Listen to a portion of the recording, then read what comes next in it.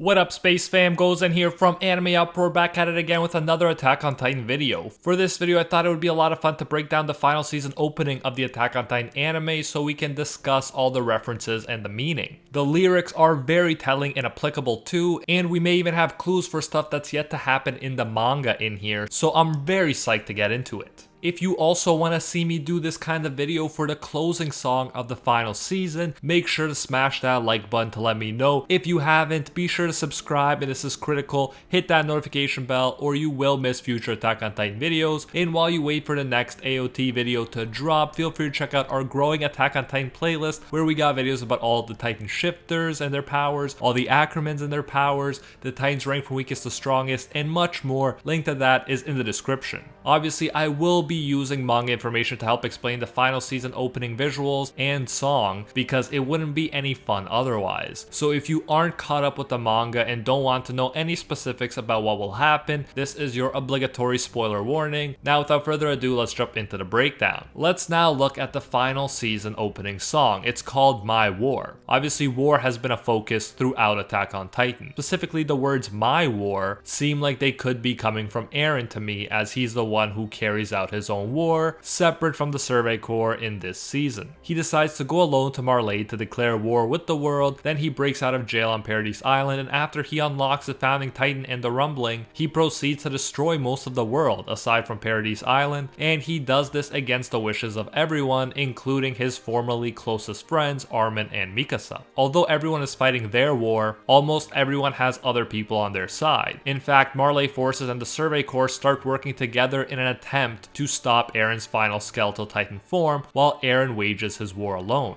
This leads us well to the opening lyrics La vida sola vivirás. I used Google Translate and asked Spanish speakers to translate for me into English, and the translation I got was life alone you will live. Almost everything that applies here to Eren can potentially be said about Ymir Fritz as well, the first and founding Titan who is now supporting Eren and allowing him to carry out his war. Both of them have lived a lonely life. Ymir Fritz, after she died, lived alone in the unknown land, a parallel world where you can see the paths that connect all Eldians. She continued to be a slave to the royal family, following their commands, so that people like Zeke eventually came to view her as nothing but a mindless slave. They failed to notice that she was and still is a human being. It's not like she just spent 2,000 years in this world, which is about how much time passed chronologically since her death. No, I'd argue she spent much more time than that. Time works differently in this place, and every time a shifter transforms, or a Titan is formed or regenerates instantly in the real world, it's a result of Ymir Fritz slowly molding the Titan body out of sand in this parallel world. Think about it. She had to mold all of those tens of millions of colossal Titans. That must have felt like an eternity. Hers might just be the loneliest existence in all of anime. And the lyrics, life alone you will live, can obviously also apply to Eren, who has become completely separated from the world and all of his old friends like Armin and Mikasa. Even though he's carrying out his war for the people who bore and raised him, aka for the people of Paradise Island, which include his friends, in order to do that, he had to separate himself from them because they would never approve of his methods. Ironically, him wanting to protect his friends from the world ended up meaning he could no longer remain their friends, at least not in the same way as before. Animac, my brother, and the other half of AnimeUproar speak some Spanish and also suggested the lyrics might read, "The life I alone saw you will live," which would be an interesting reference to the Attack Titan's ability to see the future as well. Since Eren can use his Titan powers to see future memories, it is possible that he alone saw that through his bloody methods, he could ensure a safe and peaceful life for Armin and Mikasa. Again, it will be very interesting as the last chapters of Attack on Titan come out to see how these future memories may come into play in the story. And keep in mind, while I give different interpretations, that when analyzing poetry and songs, a line doesn't have to mean one thing. It can mean multiple things at the same time, so one interpretation does not necessarily cancel out another. Rather, they build on each other. But for now, let's jump to the visuals. The opening starts in the clouds, a reference to the importance of the sky and flying in this season. Before Falco became a flying Titan, there was talk about a Titan that could fly in the Marleyan military. They thought such a Titan would be very useful in modern warfare, where most of the important future battles will be decided in the sky. Obviously, we know from our perspective that there they're right in their prediction. How useful will grounded titans be when you can just drop a nuclear bomb on them from a plane overhead? And most titans wouldn't be able to reach a plane if it's flying high enough. So the sky represents the future of warfare, but it also represents freedom. Falco, whose name is associated with birds, reaches out his hand in the direction of a bird at the beginning of the season. He's on a battlefield and he says the bird should use its wings to fly somewhere far away from this war. Birds in flight have long represented freedom for humans over the centuries, probably even more so when we were completely grounded and didn't have aircrafts. The importance of the sky and flight becomes even more important when Eren unleashes the rumbling, which flattens the earth. The only way to avoid being flattened by them is to take to the skies and fly over them. Falco's flying titan comes in very handy when he rescues Mikasa, Reiner, and the others from Eren's skeletal titan, though he does bring them back on the titan soon enough. It's the only titan that could actually maneuver so well around Eren's giant titan and all those surrounding colossal titans, so the importance of the sky and flying through it should be clear enough. We then see more modern landscapes like Marleyan territory go up in explosions and flames. We get plenty scenes of war. We see ships getting taken down, a scene reminiscent of when the Beast Titan destroys ships with his throwing ability at Fort Slava. We see soldiers firing modern weapons. We see a giant nuclear looking explosion after a seeming Titan transformation. This is of course a reference to Armin's colossal Titan and its explosion ability that can cause massive damage. We see a soldier using a flamethrower too. All of these scenes fit the war title well, and most of the soldiers I'd guess are Marleyans. We see birds falling, possibly to their death, representing perhaps loss of freedom and the death of innocent people. Even the once open and free skies have become a battlefield. Again, all the bird imagery also nods towards Falco and his Flying Titan transformation. Falco and the Flying Titan based on the intro and outro are going to be of top importance in this season and the finale from the looks of it. The lyrics now continue in English. Using different languages also nods towards how this final season will transcend nations and cultures. After all, Eren does attack the entire world. There are screams of justice in the background,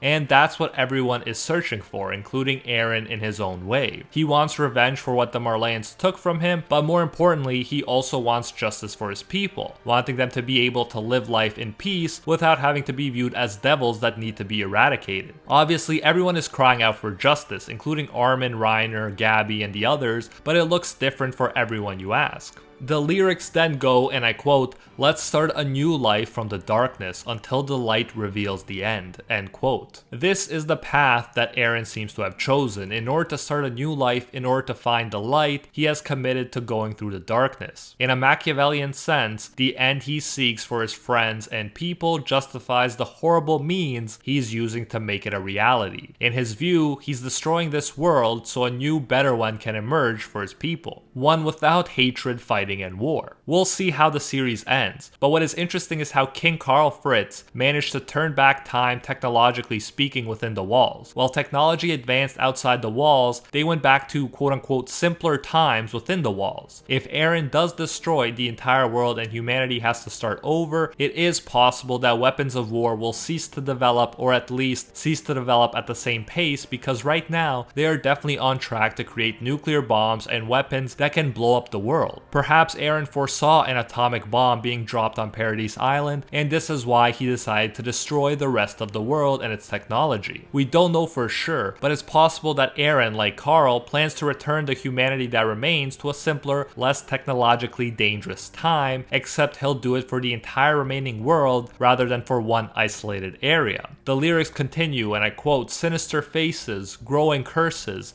this is my last war," end quote. To me, these sinister faces could refer to the way Marleyans look at Eldians while they subjected them and mistreated them. The growing curses could refer to the unending and growing cycle of hatred and revenge between different nations like Marley and Eldia and individuals. The same cycle of revenge and hatred that Eren is trying to put a stop to once and for all. "This is my last war" seems to be something Eren would say. He doesn't plan for there to be wars after this because he'll completely wipe out one side so the cycle of hatred and revenge ends, or he'll die trying. Either way, it will be his last war. Of course, another theory is that Eren Eren plans to be killed by the Survey Corps and other Eldians, so that the world will see that they are heroes rather than devils and not want to kill them anymore. Although it is possible if this was Eren's plan, he probably didn't have to kill as many people as he already did. But even if Eren pulls a Zero Requiem, it'll still be his last war. I for one definitely think that Eren's ready to die as soon as he finishes carrying out his plan. We then see visuals of Marleyan soldiers marching in unison, and we all know what this is reminiscent of. The point that's emphasized with scenes like this is that Marley as a nation is not just the victim. As one Marleyan mentions, their actions created the devil that is Eren Yeager. That being said though, there are innocent Marleyan people, including children, who did nothing wrong and now they are paying for the sins of their parents. This is the darkness that was mentioned earlier. Eren knows this is horrible, but he's willing to do the darkest things to bring his goal to light. The lyrics continue, and I quote, "Angels playing disguise with devils' faces," end quote. You might argue that Eren or Ymir Fritz are the angels playing disguise with devils' faces, since the Titan faces are sort of like devils' faces. Ymir Fritz was also called a goddess, and Eren is acting like the devil to bring about a paradise for others, to protect the people he cares about. But for me, this more so refers to the Eldians and people from Paradise, like Armin, Reiner, Annie, and Mikasa, who are trying to stop Eren from destroying the world. Marleyans and the rest of the world view Eldians as devils, and thus they have devils' faces, and yet they are angels in their actions working to save the people that want them dead. Mikasa even appeared to have wings at one point when the Flying Titan appeared behind her in the manga, probably the closest we get to an angelic image. Visually, we see an aircraft sharing the sky with a bird, again emphasizing the growing importance of the skies and how they're no longer human-free and safe. We see statues explode, including statues of Survey Corps members with their vertical maneuvering gear on, suggesting we're going to have heavy losses on all sides. Another lyric reads, and I quote, "Children cling to their coins, squeezing out their wisdom," end quote. And it's hard to even hear all the lyrics in this song. I definitely didn't know what was going on until I looked them up, and that further reflects the chaos and competing voices in this season. The lyric about the children clearly makes me think about Eren and his colossal titans trampling them. Children are victims of this war too. And keep in mind, Reiner, Annie, Bertolt, and Marcel were kids when they invaded Paradise Island initially. Then Gabby and Falco as children entered wars too. All the wisdom has been squeezed out, aka nothing makes sense anymore. It reminds me of what Harper Lee said about the war novel Catch-22. She said it is the only war novel she's ever read that makes any sense. The funny thing is, Catch-22 doesn't make any sense. Nothing that happens in it is rational. Lee said that because if a war novel does make sense, it actually doesn't make sense because war doesn't make sense. Similarly, Attack on Titan portrays the often senseless aspects of war. The wise thing to do would have been for Eldians, Marleyans, and the whole world to treat each other with respect the way they'd want to be treated. That's the golden rule from like every religion and culture. Treat others the way you want to be treated. If you don't want to get subjugated by others, don't subjugate them. If you don't want to be treated unfairly, don't treat others unfairly. If you don't want others creating weapons of mass destruction, don't create weapons of mass destruction. If everyone followed the golden rule, a lasting paradise could be possible. Of course, this rule is much easier said than followed. And as in real life, human fear, hatred, thirst for revenge clouds people's judgments, and so the only way Eren can see to solve the problem now is to do something as crazy as flattening the world with colossal titans. We keep seeing explosion after explosion foreshadowing the utter destruction we're going to see this season. It is practically the end of the world or the apocalypse that takes place. We continuously see signs of humanity like towers and buildings being blown away, suggesting that what remains of humanity will have to start from scratch. The following lyrics, destruction and regeneration, point to that too. Eren hopes that through this destruction, through this hell, a new paradise can emerge. There's a Winston Churchill quote that goes like this: "If you're moving through hell, keep going." That quote seems to embody Eren, the attack titan, and the idea of moving forward, no matter how bad it gets. Another lyric goes, "You are the real enemy." Another quote that means something completely different depending on who's saying it. For Eren, the people that want to wipe his people out are the enemy. For the world, Eren is the enemy, the devil who's come to destroy them. The question is, who is the real enemy? And many people have even said that Eren, our protagonist, has become the villain or enemy in Attack on Titan. And we're forced to ask who is the real enemy, Marley, Eren, or you, aka us, meaning humanity. We've seen throughout history that ordinary humans have been capable of truly evil things. And it makes me wonder if this "you are the real enemy" line can be said from the perspective of the spine-like creature that gave Ymir Titan powers in the first place. This is an out there theory, but what if this centipede-like creature represented the natural world and its goal was to wipe out humanity, or at least significantly lower the population because people continue to wage war, destroy and pollute to the detriment of plants and animals, as we saw when the birds were falling from the sky earlier during this opening. It did cross my mind that the devil of the earth, which could be the spine-like creature, was actually a manifestation of the earth's will that's finally turned against humans. The fact that mindless titans clearly get energy from the sun like plants and can manifest animal qualities like the beast titan does make you think. But anyways, we jump to lyrics of war, my war, and then the word monster is repeated. These words are sung while we see rain falling on piles and piles of bodies. Clearly this seems like the people Eren trampled using the rumbling. It's a nod to his eventual actions, and it's crazy to think that our protagonist would be capable of doing something so horrific. And of course, then it zooms into the Attack Titan statue with other titans attached to it seemingly following him or trying to catch him, and the words monster are repeated, suggesting to the viewers that Eren is the monster, or at least he is from many people's perspectives. And even from the world's perspective, the statue looks like the Titan continues to move forward while stepping over mountains of corpses. However, it is a statue, meaning it no longer has life. So this can be read as after Eren finishes with the rumbling, he'll cease to live. Maybe there was some sort of weapon that could stop him, or maybe he just chose to use the power of the Titans to turn himself into a statue after he fulfilled the mission. We already know that the Founding Titan can alter the composition of any Eldian's body any way it sees fit. We can't know for sure until the final chapters drop, but it seems clear that this is a post-apocalyptic world we're being shown, but also it seems to be a post-Titan world. My guess would be that Eren will let the other Titan shifters like Armin live, but he may change their body composition and make it so they can no longer turn into Titans. As a result, Ymir's curse would be suspended too, and after helping to create a safer world for the people of Paradise Island, in a world where Titans are relics of the past, Eren will meet his end one way or another. The remaining people will have a chance to start over and get it right this time around, although you'll never be able to guarantee whether they'll get it right or not. But honestly, Attack on Titan has surprised me many times, so you can't 100% predict the end, even though it's tempting to try when we get extras like the opening of the final season. That's one of the reasons Attack on Titan stays so interesting. And that is it for this one. Let me know if you had any interesting interpretations that I didn't cover. If you want to see another analysis, this time of the ending credits, make sure to Warhammer smash that like button. If you haven't, be sure to subscribe, and this is critical. Hit that notification bell or you will miss future Attack on Titan videos. And while you wait for the next AOT video to drop,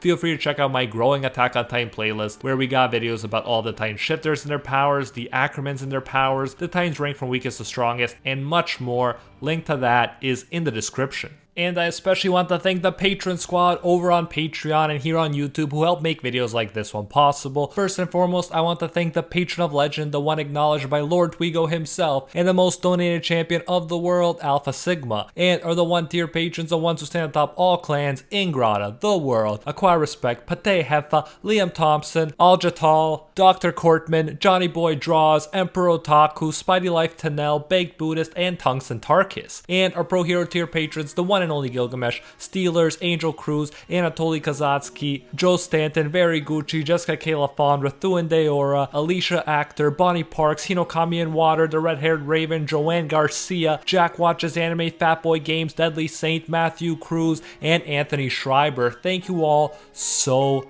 much. If you enjoy our work, you can support more of it by going over to patreon.com/AnimeUproar and becoming a patron today for as little as $1. If you do so, you'll get your name featured in future videos alongside these epic people right here, and you'll even get access to our private patron-only Discord where we talk about anime life and of course dank memes. So check out patreon.com/AnimeUproar, link in the description if you're interested. You can also join the YouTube channel by clicking that blue join button next to the subscribe button that you've hopefully already destroyed. So you can support more content that way if you prefer, and whichever way you choose to support us, you can get the same great benefits. Thanks again, and until next time, see ya, Space Cowboys!